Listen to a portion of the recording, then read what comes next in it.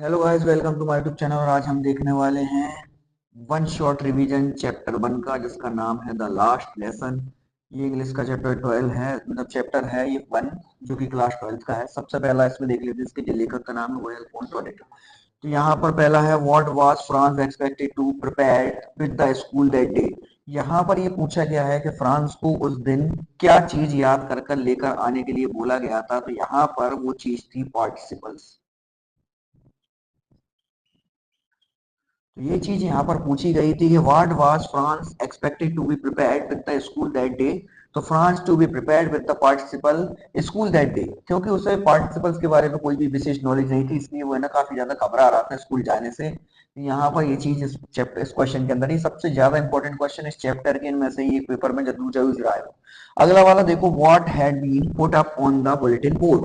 इसका मतलब है कि उस दिन बुलेटिन बोर्ड पर कौन सी सूचना लगाई गई थी। तो उस दिन बुलेटिन बोर्ड पर जो सूचना लगाई गई थी कि जो अल्सेक और लॉरेन है वहां पर केवल केवल कौन सी जो जो लैंग्वेज थी वो पढ़ाई जानी थी, वो थी टीच जर्मन।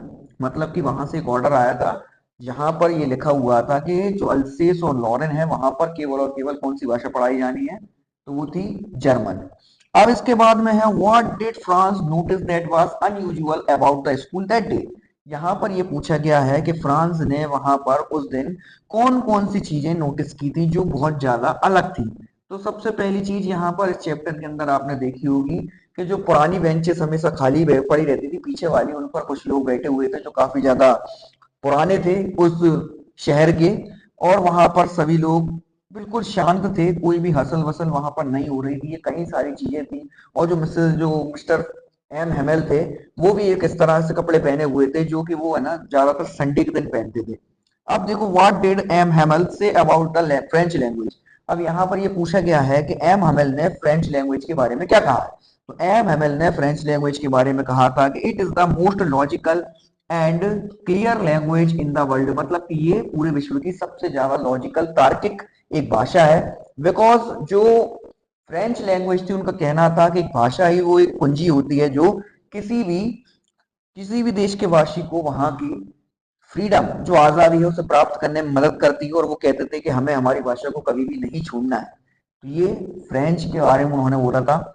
और लास्ट में उन्होंने अपने शब्दों को विराम देते हुए कहा था, वाइव ला फ्रांस। मतलब कि फ्रांस जिंदाबाद। अब देखो अगला वाला लास्ट वाला जो क्वेश्चन है, how did France feeling about M Hamel and school change. इसका मतलब है कि फ्रांस ने उस दिन क्या फीलिंग हुई थी उसके अंदर, कि जिस वजह से उसके मन में जो भी भावनाएं थी वो एम हेमल और स्कूल के प्रति बदल गई।